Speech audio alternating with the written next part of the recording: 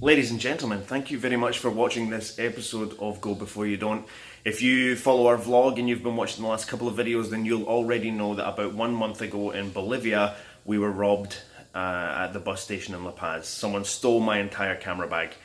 And I'm not going to go into too much detail about it. If you want to know more about how it happened and where it happened and just more specific details, then you should watch a video on our channel where I talk about it in depth. I'll link it down below. But today's video is not going to be wallowing in self-pity. Today's video is going to be about getting back on the horse. I'm going to replace all of the camera equipment that was stolen. The problem is that when we're traveling, it's very difficult to order things on Amazon because we don't have a permanent address or somewhere, and we don't stay in places for very long. And I want all of the equipment in one go. I don't want to be going to multiple camera stores and picking up one piece from here and one piece from there. I'd much rather go into a store and just come out with everything that I want. And that's quite difficult because, you know, camera stores, they don't keep everything. They can't possibly stock everything. It would have to be like the best camera store in the world for that to even be possible. Maybe that's where I need to go. Maybe I need to go to the best camera store in the world.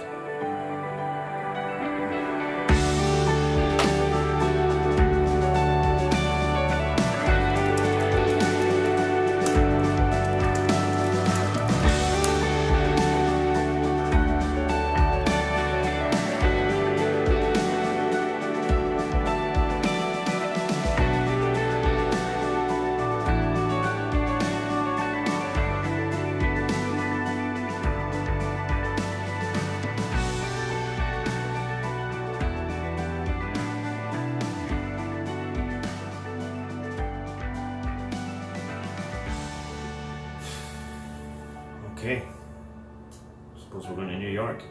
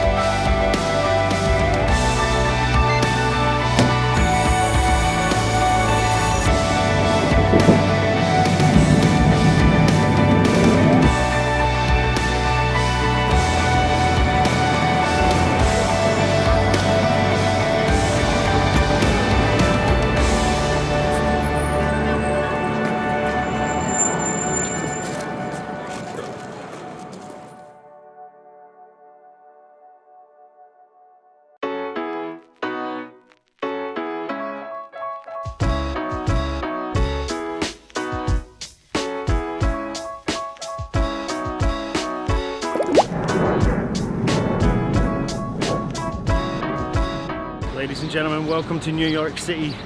I finally managed to replace all of my camera equipment. Whew!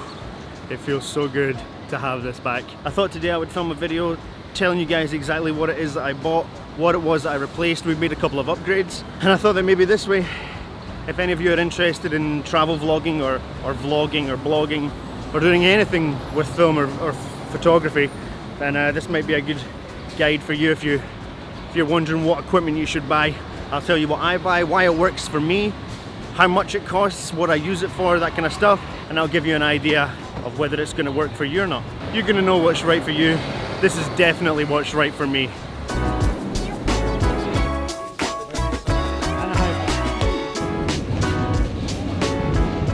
So before I tell you what's actually in the bag, I suppose I should tell you what type of bag that is. This is the Low Pro Tactic 450. So they have a smaller version, which is the 350, but this is the biggest one that they have. I'm going to make a whole video about this bag because there's so much to talk about with this bag that I don't want it to take up all this video. So if you want to see a video about this bag in more detail, then I'll link it down below.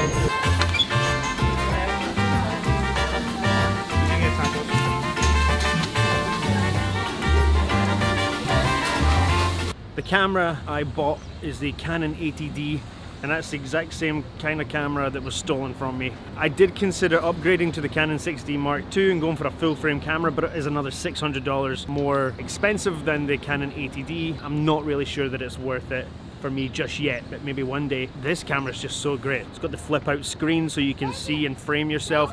That for me especially is great for telling if the shot is overexposed or not. If it didn't have the flip out screen, then I wouldn't even know if it was overexposed. I wouldn't even know if I was in the shot. Although with this lens, it's so wide that I normally am in the shot. So the lens I'm talking about and the lens that is on the camera right now filming this is the Sigma 10 to 20mm 3.5 aperture.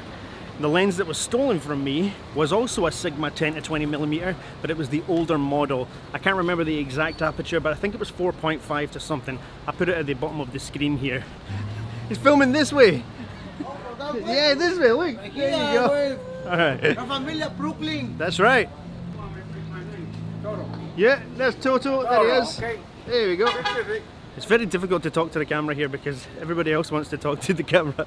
So this aperture is fixed at 3.5, and that's really good because if I have it its widest at 10mm and then I zoom to its furthest zoom, which is 20mm, the brightness of the image stays the same. Whereas with my old lens, when I was at 10mm, it was nice and bright, and then I would zoom to 20 and the image would get darker. But that doesn't happen with a fixed aperture. It stays the same brightness the whole time, and it's really made a huge difference. In fact, it's taken me a bit of time to get used to it. So actually upgrading from my old Sigma wide-angle lens to this Sigma wide-angle lens did come with a bit of a consequence. Because they've improved the aperture on this lens, they've actually made it bigger. And when it's bigger, the diameter of the lens is bigger, it means that the filter thread is a different size. So my old lens was a filter thread of 77, and this one is a filter thread of 82. Why is that a problem? Because I had already purchased a variable ND filter for my old lens at the thread count of 77, and it does not fit on this lens because this is an 82. It doesn't fit, it's too small. So that was a problem. I had to purchase a whole new variable ND filter at about $130, so that was a bit of a kick in the teeth because the rest of the equipment already costs quite a lot of money. But I'm going to talk about variable ND filters in a little bit. What you need to consider as well is that this is a Canon 80D, which is a cropped sensor camera. So the image that you're seeing right now, this is at its widest at 10mm, but if you're using this on a full frame camera like the 6D Mark II, then it's going to be a much wider image. So you need to consider that because of the crop sensor. But on a crop sensor, I think that this 10 to 20mm is a great focal length for vlogging. You can see all around me. I don't have to really worry about being in the frame, and it's really easy to film yourself with other people. It's just easy to get them all in.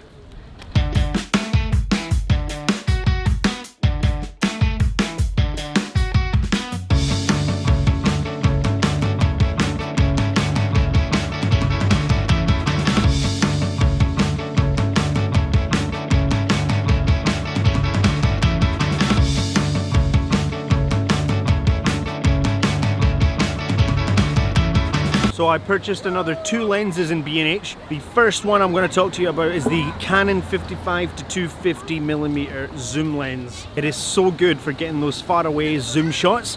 It's got image stabilization, it's got really nice bokeh. It's a great lens for B-roll. You could probably get it cheaper second hand. It's an old lens, but it's one that's absolutely stood the test of time.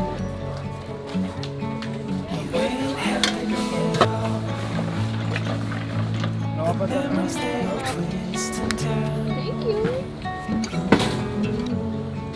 code? I bang my head against the wall.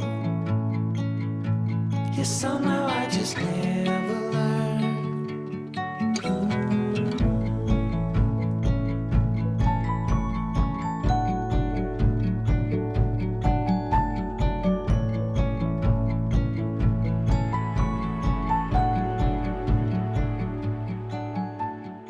So the third lens that I got actually came included with the Canon 80D when I bought it. It was like an extra $49 for the 18 to 55mm kit lens. Now, I probably wouldn't have went and bought this lens by myself. I didn't own it before in the stolen equipment. I actually owned the fixed 50mm 1.8 Canon lens, which was just an absolute dream for B-roll, especially in low light because of that 1.8 aperture. It was just great. It got really nice close-up, tight images, beautiful buttery bokeh backgrounds. I loved it, but it's a little bit pricey, and because I'm replacing all of the equipment, trying to just kind of keep it down, you know, keep the price as low as possible, but still manage to get everything that I need. And I think for now the 18 to 55mm does that, because if you consider all of the lenses that I now have, all of the focal lengths that I wanted to cover have been covered. We've got the 10 to 20mm Sigma lens for wide angle shots, filming myself, vlogging. And then we've got the 18 to 55, and that's going to be perfect for things that are in my immediate vicinity but don't require a zoom lens. And then we've got the 55 to 250 Canon zoom lens just to top it off, and that's for those things that are far away. I've got all the focal lengths covered now. So I actually consider the audio and the sound of a video to be even more important than the visuals itself. I think that if a video sounds terrible, then people will not watch it, or they won't watch it for very long. They'll end up clicking off of that because it's uncomfortable. Imagine if Avatar, as visually stunning as it was,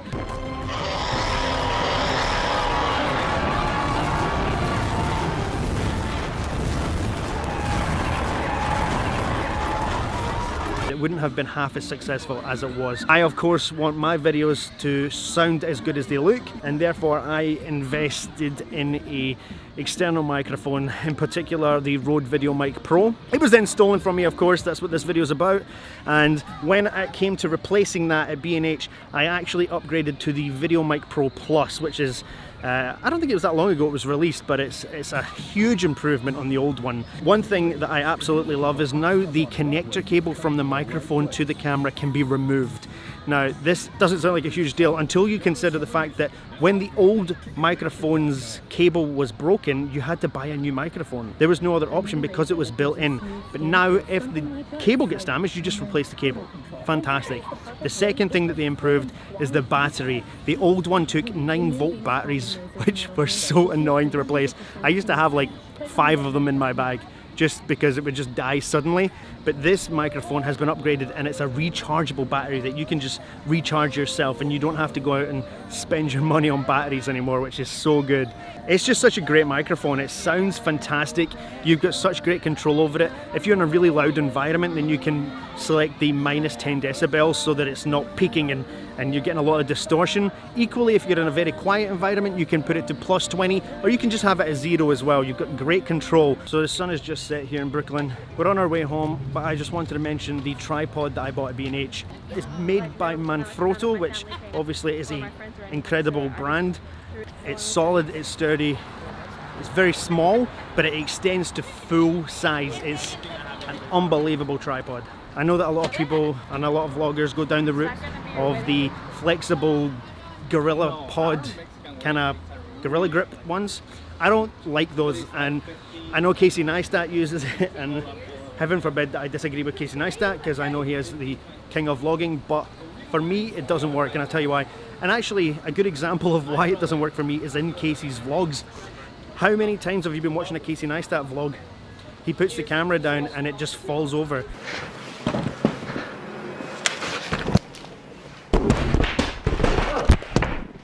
And that's because of those legs, those flexible legs. They lose their stiffness after a while.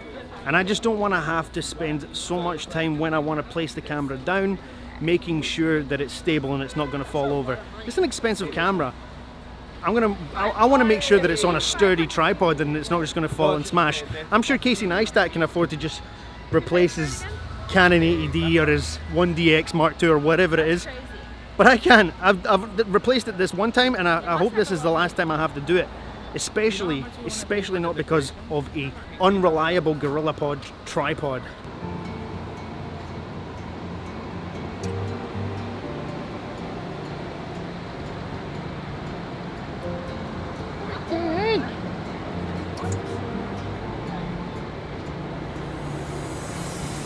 So another thing I had to replace that was in my camera bag was my variable ND filters. If you don't know what they are, they're basically they're commonly described as sunglasses for your camera lens. And the reason people use them is so that they can keep their shutter speed double their frame rate. Now, if you're trying to get into filmmaking and you're not sure what that is, it's basically a rule for getting cinematic looking movement.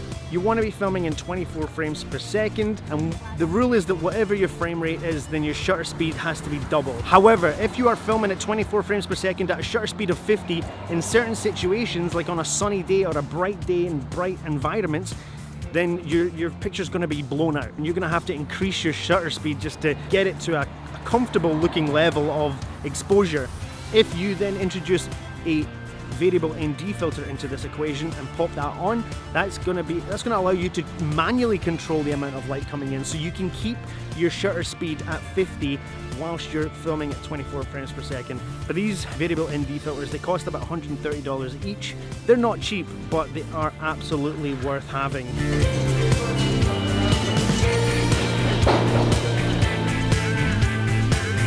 So there's also a couple of niggly bits and pieces that I had to replace, like an SD card. Kind of need that if you're going to be filming. SanDisk is always a good choice. I went for 64 gig because I never really use more than 64 gigs. Sorry. Excuse me. Just made that there.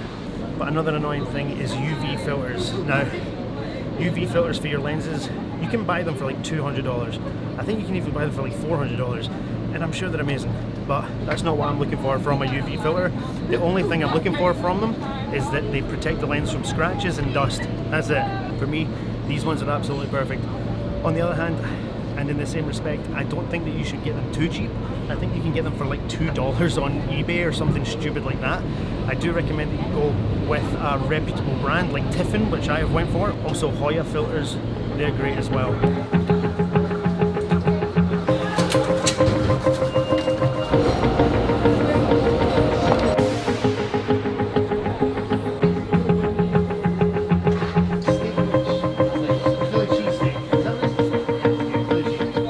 Anyway, I'm going to finish the video off now, guys. It is the end of the night. It's 10 o'clock. I'm heading home. Thank you so much for watching. I hope that this was interesting to you if you're looking to start a vlog or start blogging or something like that. Hopefully this gave you a good idea of what kind of gear that you're looking to get. This is the setup that works perfectly for me. I'm so happy with this setup. Maybe you will be too. Maybe it's over the top. Maybe it's not enough for you. So if you did like the video, please give it a wee smash on that like button for us. Share it with all your friends and family. Make sure you're subscribed and hit the notification bell so you don't miss any videos in future. We're in New York City. We don't know how long we're going to be here, but we're going to enjoy every minute of it. Make sure you tune in for our New York City vlog starting tomorrow. It is Pride Week in New York City. We're going to be hitting 5th Avenue and seeing that Pride Parade. This is going to be a total experience. Make sure you check it out. I will link it down in the description down below. Thank you so much for watching, and if you haven't been to New York City,